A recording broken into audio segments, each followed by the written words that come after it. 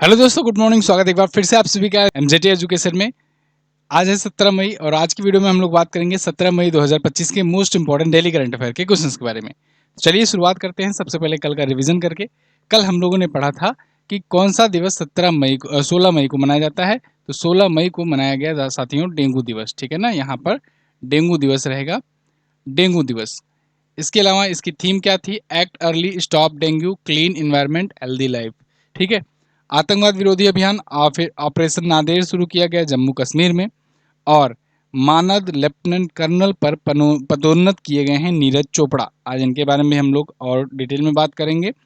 न्यायमूर्ति B are Gavai ये 52वें CGI बन गए हैं, चीफ जस्टिस ऑफ इंडिया बन गए हैं। और भारत के पहले बौद्ध धर्म वाले ये मुख्य न्यायाधीश बन गए हैं। इसके अलावा कल हम लोगों ने पढ़ा था कि 12 दिवसीय सरस्वती पुष्करलू कुंभ ये शुरू हुआ है तेलंगाना में।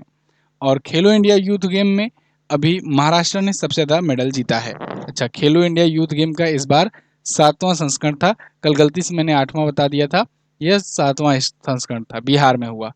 58 गोल्ड जीता महाराष्ट्र ने। पाकिस्तान के बलूचिस्तान प्रांत ने खुद को स्वतंत्र घोषित कर दिया है। और विश्व का पहला वाणिज्यिक पैमाने का ई मेथेनॉल संयंत्र खोला गया डेनमार्क में। ICC player of the month का पुरस्कार पुरुष के लिए जीता मेहदी हसन मिराज ने। और कैथरीन ब्रीस ने महिलाओं के लिए जीता है अप्रैल 2025 के लिए।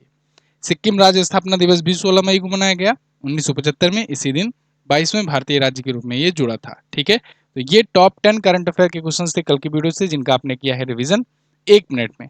अब हम लोग आज की करंट अफेयर को देखेंगे। वीडियो में आगे बढ़ूं इससे पहले एक जरूरी बात साथियों, अर्जुन बैच एनटीपीसी का ये 199 में किया गया है। ये बैच आप ज्वाइन कर सकते हो एनटीपीसी के एग्जाम में रिवीजन करने के लिए, क्योंकि इसमें सारी क्लासेस हो चुकी हैं। तो जो लोग लिए थे वो लोग तो अच्छे से पढ़ाई कर ही लिए हैं।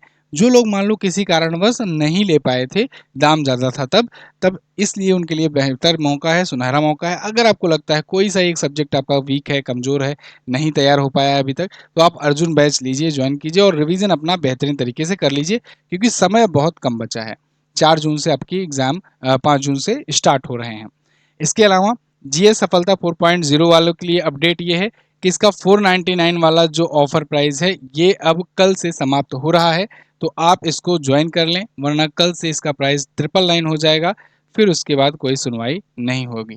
तो आप इसको ज्वाइन कर लीजिए, क्योंकि देखिए कि संख्या बढ़ रही है इसमें स्टूडेंट्स की, तो लोड बढ़ रहा है, सर्वर कॉस्ट बढ़ रही है, तो इसलिए इसका दाम बढ़ाना पड़ेगा। 2 दिनों के लिए और मौका है, जिनको जिनको एडमिशन लेना है ले लें, नहीं तो फिर प्राइस इसका बढ़ जाएगा। ठीक है, एमजेटी ऐप पर अवेलेबल है, इसको आप ले लीजिएगा। पहला क्वेश्चन देखते हैं। पहला क्वेश्चन आपके सामने है कि नीरज चोपड़ा ने दोहा डायमंड लीग 2025 में अपने करियर का बेस्ट थ्रो करते हुए कौन सा पदक जीता है? दोहा डायमंड लीग अभी हुई, उसमें नीरज चोपड़ा ने जीता सिल्वर मेडल। ये दूसरे स्थान पर रहे इन्होंने, लेकिन इसमें अपना अपना रिकॉर्ड तोड़ा, अपना बेस्ट दिया है, अपने करियर का बेस्ट इनका दिया है। इनका अब तक का हाईएस्ट 89 पॉइंट समथिंग मीटर था, अब ये 90 मीटर को पार कर गए हैं। पहली बार ऐसा हुआ है किसी इवेंट में। देखो, प्रैक्टिस में अगर पार करते हैं तो वो नहीं काउंट होता है, किसी टूर्नामेंट में अगर कोई बड़ा रिकॉर्ड बनाता है और खास करके इंटरनेशनल टूर्नामेंट्स में, तो वो काउंट होता है।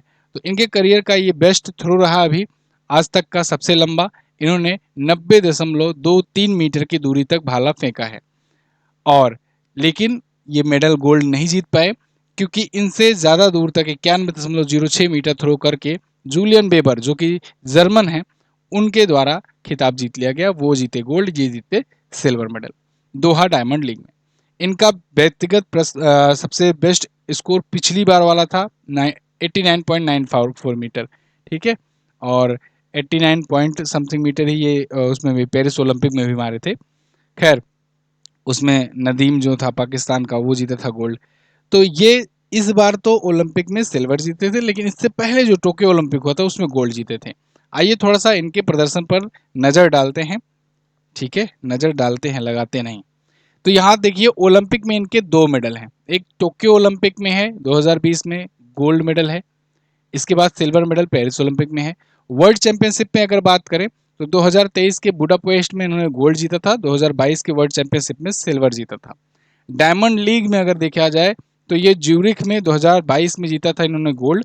इसके बाद से 3 बार से लगातार, इस बार भी ये सेकंड पर रहे, 3 बार से लगातार ये जीतते आ रहे हैं सिल्वर मेडल। ये ब्रुसेल्स में हुआ, अभी देखो दोहा में हुआ। दोहा वाला भी अपडेट नहीं है, इसको भी मैं लिख दे रहा हूँ, ये 2025 का, ठीक है। तो इसमें भी इन्होंने सिल्वर जीता। कॉमनवेल्थ गेम में 2018 में गोल्ड जीत चुके हैं, 2022 वाले में ये हिस्सा ही नहीं लिए थे। एशियन गेम में 2018 में ये जीते थे गोल्ड, 2022 के होंगजू एशियन गेम में ये गोल्ड जीते थे अगेन, ठीक है। और इसके बाद फिर आज एशियन चैंपियनशिप में 2017 में ये गोल्ड जीते थे। ऐसी इनकी लंबी लिस्ट है, बहुत सारे मेडल जीत चुके हैं गोल्डन बॉय नीरज चोपड़ा। अगला, किस देश ने ड्रोन हमलों से निपटने के लिए स्वदेशी प्रणाली भार्गवास्त्र का सफल परीक्षण किया है? बहुत अच्छा क्वेश्चन है।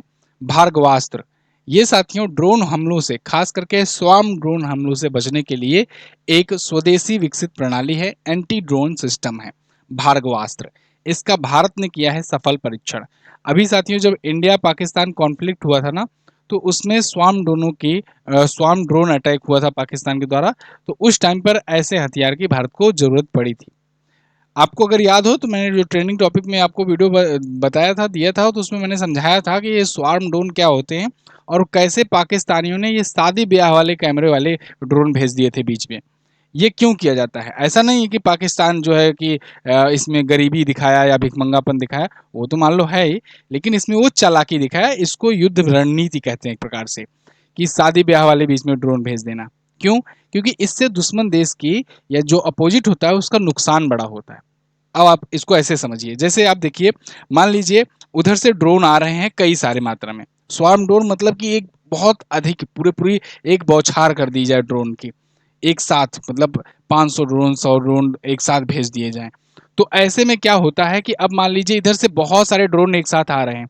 अब इधर लगा है अपना S-400 या आकाश तीर लगा हुआ है, जो एंटी मान लो एयर डिफेंस सिस्टम है अपना। अब ये एयर डिफेंस सिस्टम क्या करेगा ना, इन अटैक्स को, एरियल अटैक्स को ये डिस्ट्रॉय करने के लिए मिसाइल करेगा, फायर करेगा। ये मिसाइल मान लो फायर करता है और यहाँ पर जाकर के ये ड्रोन को डिस्ट्रॉय करते हैं। अब मान लो ये तुर्की का ये ड्रोन आ रहा है, तुर्की की तरफ से कामकाजी वगैरह ड्रोन आ रहे हैं, आगे लगा दिए हैं इसमें। तो ये कामकाजी वगैरह ड्रोन को मान लो ये मिसाइल से मारा, ठीक है, यहाँ तक तो ठीक था, चलो मान लो उनका भी करोड़ 2 करोड़ का, अपना भी करोड़ 2 करोड़ की मिसाइल गई, कोई दिक्कत नहीं। लेकिन आगे ही मान लो कामकाजी ड्रोन लगा दिए, बीच में सादे ब्याहों वाले ड्रोन लगा दिए, है ना, बीच बीच में छोटे छोटे ड्रोन भेज दिए एक साथ, जो 5,000 10,000 का आ रहा है। अब सोचो इन 5,000 10,000 वालों ड्रोन को भी मारने के लिए अपनी जाएगी करोड़ों की मिसाइल, लाखों की मिसाइल, ये जा करके भी इनको मारेगी, तो इनका नुकसान हुआ 5,000 का, अपना लाखों का नुकसान हुआ। अब ऐसे मान लो 1,000 की संख्या में या 500 की संख्या में लगातार भेज दिए, अपनी पास जितनी मिसाइलें थी लगी हुई थी वो इंगेज हो गई इसमें। इसके बाद ये खत्म होने के बाद भेजी गई मिसाइल, अब यहाँ से फिर मिसाइल से अटैक होने लगा। तो इस टाइम पर यहाँ डिपेंड करेगा कि आपके पास कितना मिसाइल अभी बचा है, आप इन मिसाइलों को रोक पाते हो कि नहीं। ये रणनीति होती है युद्ध की। और पाकिस्तान ने ट्राई किया था, लेकिन उन्होंने अंडर एस्टिमेट कर लिया, उन्होंने सोचा कि इनके पास बस वही S-400 होगा या कुछ होगा या आकाश तीर होगा। लेकिन उस टाइम पर भारत के पास 3 लेयर इस टाइम पर था सिक्योरिटी, और अब तो इसको जुड़ जाने से 4 लेयर हो जाएगा। तो 4 लेयर का एयर डिफेंस सिस्टम है, तो आप छोटा भेजो बड़ा भेजो सबके लिए काम करेगा। अब यहाँ पर आते हैं भार्गवास्त्र पर। ये भार्गवास्त्र क्या करेगा, ये ना 3 टाइप से काम करेगा। ये हार्ड किल करेगा, सॉफ्ट किल करेगा, और इन सबको इंटीग्रेट करके ये एक साथ ही उनको डैमेज करेगा और ब्लॉक भी करेगा। मतलब ये सॉफ्ट किल का मतलब होता है कि सिग्नल को जैम कर देना, मतलब जैसे ड्रोन आ रहे हैं ना खूब सारी मात्रा में, तो ये उनका सिग्नल जैम कर देगा, उनको कम्युनिकेट ही नहीं होने देगा अपने बेस से, कहाँ से वो आ रहे हैं, क्या उनका टारगेट है, वो कंफ्यूज हो जाएंगे, तो वो ऐसे उड़ते रहेंगे। तो इसे कहते हैं सिग्नल जैमिंग या सॉफ्ट किलिंग कहते हैं ड्रोन की। हार्ड किल मतलब कि डायरेक्ट जा करके उस पर गोली चलाकर या अ, छोटे माइक्रो लेवल की मिसाइलें भेज करके उनको डिस्ट्रॉय करना। ये भार्गवास्त्र यही करेगा कि छोटे छोटे माइक्रो मिसाइलें भेजेगा, ठीक है। इसमें वो बड़ी मिसाइल नहीं आएगी कि लाख 2 लाख की 5 लाख की 10 लाख वाली नहीं, इसमें छोटे छोटे ये भी हजारों वाली मिसाइल जाएगी और टकरा करके खत्म कर देगी। बात समझ में आ रही है ना पूरा? तो यही है ये है भार्गवास्त्र। तो अब भारत ने देखिए बहुत तेजी से, अब यहाँ पर इंडिया को मतलब दाद देनी पड़ेगी कि अभी कुछ ही दिन पहले कॉन्फ्लिक्ट हुआ, उसमें ज़रूरत पड़ी और हम लोगों ने तुरंत उसमें सुधार किया, और जस्ट 10 दिनों के अंदर ही अभी एक नया अपना बना करके तैयार कर लिया। कहीं न कहीं इस पर तैयारी पहले से चल रही होगी, ऐसा नहीं है कि 10 ही दिन में बना होगा, कहीं ना कहीं तैयारी पहले से चल ही रही होगी, लेकिन तेजी लाएगी काम में। और देखिए 10 दिन में इसका सफल परीक्षण भी कर लिया गया है। तो ये स्वार्म ड्रोन के खतरों से निपटने के लिए होगा। टर्म समझ में आ गया, स्वार्म ड्रोन पूछा जाएगा बता लोगे। चलिए, तो किसने बनाया है? Solar defence and aerospace limited ने। देखिए, अपने प्रधानमंत्री बार बार क्यों कह रहे थे कि भाई डिफेंस सेक्टर में हमें प्राइवेटाइजेशन को बढ़ावा देना है? क्यों? क्योंकि प्राइवेट प्लेयर्स आएंगे ना, डीआरडीओ अकेले डीआरडीओ के ऊपर कितना बोझ ला दोगे भाई, उसकी भी एक लिमिटेशन होगी। और दूसरी बात, सोच की भी एक क्षमता होती है। तो अब जब प्राइवेट प्लेयर डिफेंस सिस्टम में जब बढ़ेंगे और स्पेस सेक्टर में बढ़ेंगे, तो इससे नई नई टेक्नोलॉजी जल्दी जल्दी विकसित हो पाएगी। अब देखो, solar defence and aerospace limited ये आई, इसने भारतवास्त्र बना करके दे दिया भारत को, है ना। अब डीआरडीओ का भी एक टेंशन कम हुआ, भारत सरकार की भी टेंशन कम हुई। चलिए अगला, हाल ही में किसको स्वीडन में भारत का राजदूत नियुक्त किया गया है? स्वीडन में ये एम्बेसडर होंगे टू इंडिया। इनका नाम है अनुराग भूषण। ये आईएफएस यानी इंडियन फॉरेन सर्विसेज के ऑफिसर हैं। किस बैच के? 1995 बैच के। तो काफ़ी एक्सपीरियंस्ड हैं। 1995 मतलब 2025 30 साल एक्सपीरियंस हो गया इनको इनको तो स्वीडन में ये भारत के राजदूत नियुक्त किए गए हैं।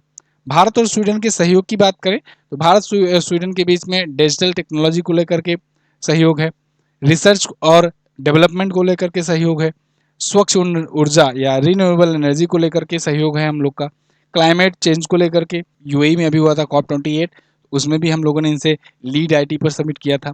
सतत विकास सस्टेनेबल डेवलपमेंट को लेकर के इनसे हम लोग का द्विपक्षीय सहयोग चलता है। तो यानी भारत और स्वीडन के बीच में अच्छे खासे रिलेशन है, इससे यही पता चलता है। ठीक है, स्वीडन की बात करें अगर तो ये एक यूरोपीय देश है। मैं आपको दिखाता हूँ अभी मैप में। प्रधानमंत्री हैं इसके उर्फ करिस्टर्सन। ठीक है, और स्वीडिश क्रोन यहाँ की करेंसी होती है। आप वर्ल्ड मैप में देखिए, जैसे यूरोप का ये मैप है, यूरोप में देखिए ये यूरोप का भारत है, यूरोप का भारत इटली, ठीक है, जॉर्जिया मेलानी वाला, हाँ, तो ये इटली है। यहाँ पर आप ये ब्रिटेन देखोगे या यूके देखोगे, यूके और आयरलैंड, ठीक है, यूनाइटेड किंगडम। यहाँ पर नॉर्वे, और ये रहा ये जो देश है स्वीडन। डायरेक्टली स्वीडन पर अगर पहुंच जाओगे ना तब समझ में नहीं आएगा मामला। स्वीडन आपको यहाँ पर मिल जाएगा, फिनलैंड यहाँ मिल जाएगा। अच्छा मुझे बताओ, अभी कुछ दिन पहले मैंने आपको एक टर्म बताया था कि भाई नाटो एक संगठन है, सैन्य संगठन है नाटो। इसमें दो देश नए जुड़े हैं पिछले दिनों में। एक तो 31वां देश जुड़ा था फिनलैंड, ये दोनों देश रूस के डर से जुड़े थे। और 32वां इसमें देश जो जुड़ा था वो था स्वीडन। याद आया? तो 32वां ये जुड़ा था और 31वां ये जुड़ा था, किसके डर से? ये रसिया के डर से। ये पूरा रसिया है इधर, ठीक है, इनके डर से, इनके कहीं ये कब्जा न लें, क्योंकि इधर यूक्रेन पर तो ये बवाल मचाए हुए हैं। तो ये बात है स्वीडन। अच्छा, स्वीडन में दो चीजें और याद रखना, स्वीडन से ही सिप्री याद रखना। सिप्री, सिप्री क्या करता है जी? सिप्री रिपोर्ट वगैरह पब्लिश करता है, जैसे कि किसके पास कितने परमाणु हथियार हैं, कौन हथियारों को ज़्यादा खरीद रहा है, हथियारों को एक्सपोर्ट करने के मामले में कौन है, इम्पोर्ट करने के मामले में कौन है, ठीक है, ये सब किसके पास कितने ज़्यादा सैन्य हथियार हैं, सैन्य ताकत कितनी है, ये सब बताता है रिपोर्ट ये सिप्री।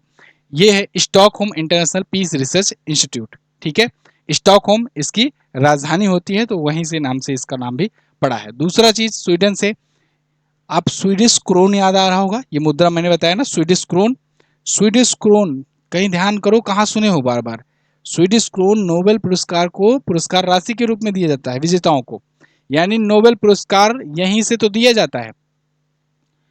स्टॉकहोम के स्वीडन के ही जो मेडिकल साइंस इंस्टीट्यूट हुआ या साइंस का वो हुआ, इन्हीं सब के द्वारा तो नोबेल दिया जाता है ना। तो इसीलिए, और वो स्वीडिश क्रोन वहाँ की मुद्रा में दिया जाता है, तो ये भी ध्यान रखना कि नोबेल भी यहीं से दिया जाता है। इतना स्वीडन के बारे में पता रहेगा। चलिए आगे बढ़ते हैं।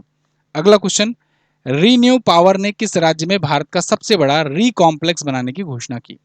रीन्यू पावर, इसने अभी आंध्र प्रदेश में भारत का सबसे बड़ा री कॉम्प्लेक्स RE कॉम्प्लेक्स बनाने की घोषणा की है। ये है रिन्यूएबल एनर्जी का कॉम्प्लेक्स, ठीक है, ये देखो RE का मतलब रिन्यूएबल एनर्जी का।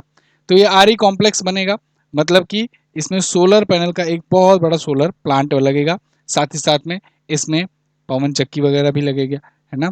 तो आंध्र प्रदेश में ये बनेगा, भारत का सबसे बड़ा। आंध्र प्रदेश के अनंतपुर जिले के बेथपल्ले गांव में बनेगा। इस पर ये रीन्यू पावर नाम की जो कंपनी है, ये कंपनी का नाम है, ये 22,000 करोड़ का इन्वेस्टमेंट करने जा रही है। ये होगा इंटीग्रेटेड स्वच्छ ऊर्जा नीति, यानी कि इंटीग्रेटेड क्लीन एनर्जी पॉलिसी, ठीक है, स्वच्छ ऊर्जा नीति। तो अक्टूबर 2024 में शुरू की गई थी ये आंध्र प्रदेश के द्वारा, और अभी देखिए यहाँ पर इसका पहला शुरुआत हुई हो गया है। एकल स्थल नवीनीकरण ऊर्जा परिसर होगा, मतलब कि सिंगल साइट पर रिन्यूएबल एनर्जी कॉम्प्लेक्स बनाया जाएगा। तो इसमें रिन्यूएबल एनर्जी के कई सोर्सेज को एक ही साथ इंटीग्रेट किया जाएगा। और आंध्र प्रदेश की अगर बारे में बात करें, पिछले दिनों ये बड़े-बड़े इनिशिएटिव लिए हैं कई सारे, जैसे मैंने आपको बताया था कि ये पहला क्वांटम कंप्यूटिंग गांव विकसित कर रहे हैं। अमरावती को इन्होंने कहा है कि हम एक हाईटेक सिटी के रूप में विकसित करेंगे और ये होगी दुनिया के पहले रिन्यूएबल सिटी, रिन्यूएबल एनर्जी से चलने वाली सिटी, ये याद रखना। अगला, हाल ही में भारतीय सेना ने कहां पर तीस्ता प्रहार अभ्यास आयोजित किया? तीस्ता प्रहार अभ्यास, बांग्लादेश के जो इस समय जो अंतरिम प्रधानमंत्री है ना, मोहम्मद यूनुस, उनका दिल होले होले से कर रहा है तीस्ता प्रहार देख करके। क्यों, अभी मैं बताता हूँ। साथियों, तीस्ता प्रहार अभी कहाँ पर किया गया? पश्चिम बंगाल में। पश्चिम बंगाल में जो तीस्ता नदी है, तीस्ता नदी के पास में उसके तट पर जो तीस्ता फायरिंग रेंज है, जो उसी नदी के नाम से पड़ा हुआ है, उस फायरिंग रेंज में भारतीय सेना ने किया तीस्ता प्रहार अभ्यास। यह अभ्यास क्यों जरूरी था? साथियों, मैं आपको मैप में कई बार दिखा चुका हुआ हूँ कि सिलीगुड़ी कॉरिडोर जो है ना, वो बहुत ही पतला, बहुत ही सकरा रास्ता है, 22 किलोमीटर का। इस पर मैं वीडियो देने वाला था आपको, अगर टाइम मिलेगा तो दूंगा आज। तो 22 किलोमीटर का जो सकरा रास्ता है, जिसे चिकन नेक भी बोलते हैं, तो वहां पर ना चाइना की और बांग्लादेश की पिछले कुछ दिनों से निगाहें कुछ ज्यादा ही बढ़ गई हैं। वो लोग इसको सेपरेट करना चाहते हैं, क्योंकि वही एक रास्ता जो इधर शेष भारत को उत्तर भारत, पूर्वोत्तर भारत से जोड़ता है, पूर्वोत्तर राज्यों से जोड़ता है। तो बांग्लादेश, अभी आपको याद होगा, मोहम्मद यूनुस जा करके चाइना में बोल आए थे कि वो तो यहाँ से पूर्वोत्तर राज्यों में कोई तटीय सीमा नहीं है, वो भारत, वो बांग्लादेश से होकर जाता है। चाइना को यहाँ इन्वेस्टमेंट करना चाहिए, जिससे पूर्वोत्तर भारतीय राज्यों को जोड़ा जा सके उनसे डायरेक्टली। तो खूब विरोध हुआ था, मैंने भी वीडियो बनाई थी उसको लेकर के। तो अब तीस्ता प्रहार के जरिए हम लोग ये कर रहे हैं कि जो बांग्लादेश का ऐसे उठा वाला हिस्सा है ना, जैसे ये अपना इधर है, इधर सिक्किम है, ठीक है, बांग्लादेश का ये उठा वाला हिस्सा है इधर, ऐसे है कुछ बांग्लादेश, ठीक है। तो ये जो उठा वाला हिस्सा है, इसको सपाट कर दिया जाएगा, तो ये अपना सिलीगुड़ी कॉरिडोर जो है, ये पूरा चौड़ा हो जाएगा।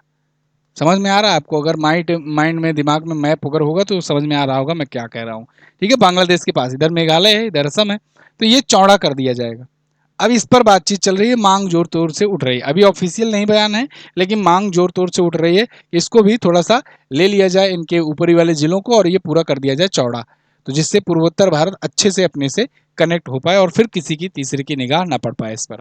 तो तीस्ता फील्ड फायरिंग रेंज में अभी एक अभ्यास हुआ है, और इस अभ्यास ने भारतीय सेना ने ताकत दिखाई है।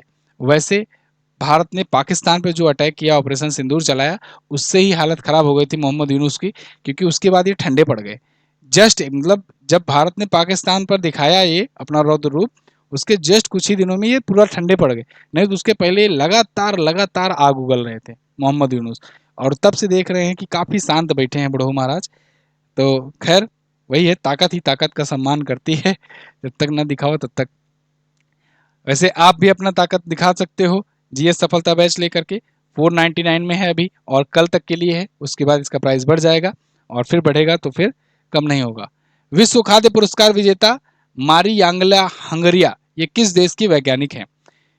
ये हैं ब्राजील के वैज्ञानिक, और इनको मिला है विश्व खाद्य पुरस्कार 2025, यानी वर्ल्ड फ्रूट प्राइज मिला है, ठीक है। ये है मारी एंगेला हंगरिया, इनका पूरा नाम है। 5 लाख डॉलर की पुरस्कार राशि इनको मिली है, विश्व खाद्य पुरस्कार फाउंडेशन के द्वारा ये दिया जाता है, ठीक है। तो इन्होंने क्या किया, ब्राजील में इन्होंने सोयाबीन की खेती में बहुत ज़्यादा ग्रोथ दिखाई है। पहले जहां पर 15 मिलियन टन हुआ करता था 1979 में, इनके नई तकनीकों, इनकी सूझबूझ, इनके नए तौर तरीकों की वजह से 173 मिलियन टन हो गया है उसका उत्पादन प्रतिवर्ष। सोचो, 15 से लेकर 173, कितना गुना वृद्धि हुई है। तो ये मारियांगेला हंगरिया का नाम आप याद रखेंगे। अगला, तीसरा भारत 6G अंतर्राष्ट्रीय सम्मेलन और प्रदर्शनी 2025 कहाँ आयोजित किया गया? तो भारत 6G अंतर्राष्ट्रीय सम्मेलन और प्रदर्शनी ये नई दिल्ली में आयोजित हुआ, और ये तीसरा संस्करण था इस बार का। देखिए, 14 मई को ये आयोजित किया गया है और नई दिल्ली में हुआ है। इसमें 6G टेक्नोलॉजी पर पेटेंट कराया गया। भारत 6G टेक्नोलॉजी को पेटेंट कराने वाले देशों में 6वें नंबर पर आ गया है, मतलब 6 देश अब आज तक ऐसे हो गए हैं जो 6G टेक्नोलॉजी पर काम कर रहे हैं और अपनी 6G टेक्नोलॉजी विकसित करने के लिए पेटेंट करा रहे हैं। 6G मतलब कि 6 जनरेशन, छठी पीढ़ी का, ठीक है। अभी 5G चलाते हो आप लोग, 5th जनरेशन की टेक्नोलॉजी यूज करते हो, आने वाले टाइम पे 6G टेक्नोलॉजी का यूज होगा, ठीक है। तो केंद्रीय संचार और ग्रामीण विकास राज्य मंत्री हैं डॉक्टर चंद्रशेखर पेम्मासानी, इन्होंने इस प्रदर्शनी में हिस्सा लिया। इसमें घोषणा की कि ये भारत भी अब 6 देशों में शामिल हो गया है और पेटेंट करा लिया है। भारत 6G विजन ये शुरू किया गया था और जिसके तहत हम लोग 6G पर काम करना शुरू कर चुके थे। जब भाई 5G पूरा पूरा रोल आउट भी नहीं हुआ था, उसी टाइम ये विजन लॉन्च कर दिया गया था कि भाई अब 5G तो आ ही जाएगा, अब इसको 6G को लेकर के भी हम लोग को तैयारी अभी से शुरू कर देनी है। उसी टाइम से लक्ष्य रखा गया था कि 2030 तक हम लोग 6G में वैश्विक नेतृत्व हासिल कर लें, ग्लोबल लीडरशिप हासिल कर लें। अगला, हाल ही में 86वें भारतीय शतरंज ग्रैंड मास्टर कौन बन गए हैं? तो 86वें भारतीय शतरंज ग्रैंड मास्टर बन गए हैं LR श्रीहरि।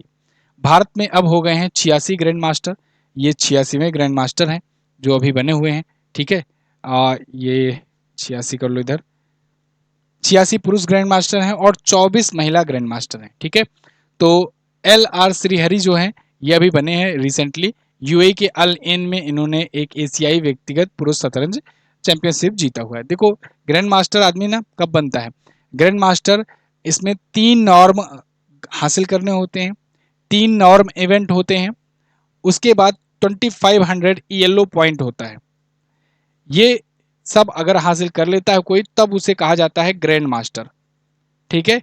और 2500 ELO पॉइंट नहीं होगा, अगर 2100 ELO पॉइंट ही होता है तब उसे कहते हैं इंटरनेशनल मास्टर। तो इंटरनेशनल मास्टर तो फिर कई सौ हैं अपने इंडिया में, लेकिन ग्रैंड मास्टर 86 हैं भारत के। और ये 86 में पिछले दिनों में बहुत तेजी से वृद्धि देखने को मिली है। अगर थोड़ा सा मैं आपको दिखाऊं कि कैसे भारत शतरंज महाशक्ति बनता जा रहा है, तो 1988 में सबसे पहले विश्वनाथन आनंद बने थे ग्रैंड मास्टर। 1988 से 2013 तक यानी 25 साल लिया जाए तो 25 साल में भारत में केवल 35 ग्रैंड मास्टर आए। लेकिन 2013 से 2025 तक देखा जाए, उसके बाद से अगले के 12 वर्षों में भारत में 51 ग्रैंड मास्टर आए। कारण इसका क्या है? कारण इसका ये है कि ये जो 25 वर्षों में 35 ग्रैंड मास्टर आए, इनमें से बहुत सारे आगे चलकर कोच बन गए और उन्होंने पूरी व्यवस्था बताई, इकोसिस्टम जनरेट किया, बहुत सारे लोग मोटिवेशन का साधन बन गए, एक कल्चर विकसित होता चला गया दक्षिण भारत में खास करके, ठीक है। और केरल और तमिलनाडु में ही आपको सबसे ज़्यादा आपको देखने को मिलेंगे। तो वहाँ कल्चर विकसित होता चला गया और नए उभरने शुरू हो गए। और वो दिन दूर नहीं जब आगे आने वाले दिनों में बहुत जल्दी जल्दी और ज़्यादा मात्रा में ग्रैंड मास्टर आएंगे। खैर ये भी तमिलनाडु के हैं, LR श्रीहरि 86वें ग्रैंड मास्टर हैं। अगला, आईसीसी ने वर्ल्ड टेस्ट चैंपियनशिप फाइनल में 2025-23 से 25 वाले में कितने रुपए के पुरस्कार राशि की घोषणा की है? तो आईसीसी वर्ल्ड टेस्ट चैंपियनशिप में फाइनल में 3.6 मिलियन $, 3.6 मिलियन $, के प्राइज मनी की घोषणा की है। 3.6 मिलियन $, ये लगभग में होता है 30 करोड़ रुपए, ठीक है। तो 30 करोड़ रुपए का पुरस्कार राशि इस बार दिया जाएगा जो WTC फाइनल जीतेगा, वर्ल्ड टेस्ट चैंपियनशिप। ये 2023 से 2025 तक चल रहा है ना। ये 2-2 ढाई साल तक चलता है, टेस्ट चैंपियनशिप होती है, तो ये चलता रहता है ना, क्योंकि भाई एक मैच ही 5 दिनों का होता है, तो एक एक देशों से सीरीज टाइप की चलती है। तो 3.6 मिलियन $, होगा। फाइनल किसके किसके बीच होने जा रहा है? ऑस्ट्रेलिया और साउथ अफ्रीका। इस बार साउथ अफ्रीका पहुंचा है फाइनल, ऑस्ट्रेलिया और साउथ अफ्रीका के बीच होने जा रहा है। पहला वाला जब हुआ था उसको न्यूजीलैंड ने जीता था, ध्यान रखना मैं लिख दे रहा हूं। फर्स्ट WTC विनर जो है ये जीता था न्यूजीलैंड ने और भारत था उपविजेता। दूसरा जो हुआ था उसको जीता था ऑस्ट्रेलिया ने, इसमें भी भारत था उपविजेता। इस बार तीसरा है, देखो इस बार कौन जीतता है, ठीक है। इस बार है थर्ड, तो इस बार देखते हैं कौन जीतता है। जो जीतेगा उसे मिलेगा 3.6 मिलियन $, जो उपविजेता रहेगा उसे मिलेगा 2.1 मिलियन $। भारत इस बार तीसरे स्थान पर है तो भारत का स्थान भी पूछा जा सकता है, तो भारत को 1.4 मिलियन $, फिक्स हो चुके हैं, मिलेंगे। चौथा स्थान न्यूजीलैंड का है, ये भी फिक्स हो चुका है, तो 1.2 मिलियन $, इसे मिलेंगे ही मिलेंगे, ठीक है। अभी विजेता और उपविजेता क्लियर नहीं है, जो विजेता और उपविजेता होगा वो इन्हीं दोनों में से होगा, ऑस्ट्रेलिया और साउथ अफ्रीका में से। अगला, दुनिया के सबसे गरीब राष्ट्रपति के रूप में जाने जाने वाले किस देश के पूर्व राष्ट्रपति जोस मुजिका इनका निधन हो गया। जोस मुजिका ये दुनिया के सबसे गरीब राष्ट्रपति के रूप में फेमस थे। इनका निधन हो गया। ये उरुग्वे के राष्ट्रपति थे। उरुग्वे के राष्ट्रपति है ना। उरुग्वे जो है ये एक दक्षिण अमेरिकी देश है, तो उसमें ये राष्ट्रपति थे। इनकी भी स्टोरी ना थोड़ा सा नेल्सन मंडेला से मिलती जुलती है। जैसे नेल्सन मंडेला अपने देश में लोकतंत्र स्थापित करने के लिए काफी लंबा संघर्ष किए, जेलों में रहे, 27 साल तक वो जेल में रहे थे। ऐसे ये भी अपने देश में लोकतंत्र लाने के लिए कई संघर्ष किए, बहुत सारे लंबे समय तक संघर्ष रहा, फिर 15 साल जेल में बिताए। 15 साल तक इनको अज्ञात जेल में डाल दिया गया था, एकांतवास में डाल दिया गया था, मतलब जेल में भी बिल्कुल एकांत में। उसके बाद ये निकल करके आए, फिर उसके बाद अपने आप को राजनीतिक जीवन में ढाले, शुरू हुए और फिर जाकर राष्ट्रपति तक बन गए। राष्ट्रपति बने, इनका कार्यकाल 2010 से 2015 तक रहा, लेकिन अपने शांत स्वभाव, अपने बिल्कुल सिंपल लिविंग, क्योंकि भाई 15 साल जो जेल में रहा है उसकी लाइफ स्टाइल वैसे ही सिंपल हो जाएगी। वहाँ पर कुछ वैसे ही नहीं मिलता था, तुम राष्ट्रपति बनने के बाद ही क्या करोगे। तो खैर कुछ लोग बन भी जाते हैं, बदल भी जाते हैं, लेकिन जोस मुजिका जो थे ये सादगीपूर्ण जीवन शैली के कारण जाने जाते थे और इसीलिए इनको दुनिया में सबसे गरीब राष्ट्रपति कहा गया। 2010 से 2015 तक इनका कार्यकाल था। अभी इनका निधन हो गया है। ठीक है ना। चलिए, तो ये थे साथियों आज के दिन के top 10 current affair questions. I hope आपको वीडियो पसंद आई होगी। आप इसे लाइक और शेयर कर दिया कीजिए और चैनल पर अगर नए आए हो तो चैनल को सब्सक्राइब भी कर लो। कल मैंने आपसे पूछा था क्यू शब्द का संबंध किस खेल से है। साथियों बहुत सारे एग्जाम में ये क्वेश्चन रिपीट हुआ है। बिलियर्ड्स में इसका यूज होता है क्यू शब्द। ब्रिक्स का 10वां स्थायी देश से कौन बना है सदस्य, तो ये इंडोनेशिया बना है। आज आपको क्या बताना है, आज बहुत अच्छा क्वेश्चन मैंने लिया है। सिक्किम राज्य की सीमा निम्न में से किस राज्य से साझा करती है। बहुत अच्छा क्वेश्चन है। इस प्रकार से सेम आपको एग्जाम में देखने को मिल सकता है। बताइएगा, असम पश्चिम बंगाल, मेघालय असम, असम मेघालय पश्चिम बंगाल या केवल पश्चिम बंगाल। सिक्किम की सीमा किससे लगती है। हाल ही में खेलो इंडिया यूथ गेम का कौन सा संस्करण बिहार में आयोजित किया गया। चूंकि इसका कल मैंने गलत आंसर बता दिया था, आज मैंने करेक्ट कराया हुआ है, तो इसको करेक्ट आपके पास डेटा चला जाए, इसलिए मैंने ये क्वेश्चन लिया है। आप कमेंट करके इसका आंसर बताइए। Thank you so much. मिलेंगे अगली वीडियो में, तब तक के लिए नमस्कार, जय हिंद, वंदे मातरम।